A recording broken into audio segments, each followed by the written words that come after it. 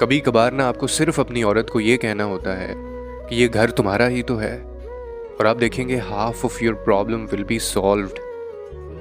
आपको क्या लगता है कि एक औरत को खूबसूरत मर्द चाहिए होता है? गलत हैं आप अगर ये सोचते हैं। और अगर आपको लगता है कि उसको एक अमीर या फिर एक शायर चाहिए होता है, तो भी आप गलत हैं। तो भी आप गलती के ऊपर हैं अगर आपको ये चीज़ें लगती हैं। औरत को सिर्फ एक ऐसा मर्द चाहिए होता है जो उसकी आंखें पढ़ सके, जो बाज़ औक़ात अनकही बातें समझ सके। लेकिन हम लोगों को हमेशा ये लगता है कि हम इन सारी चीज़ों को रिप्लेस करते हैं मटेरियलिस्टिक चीज़ों के साथ।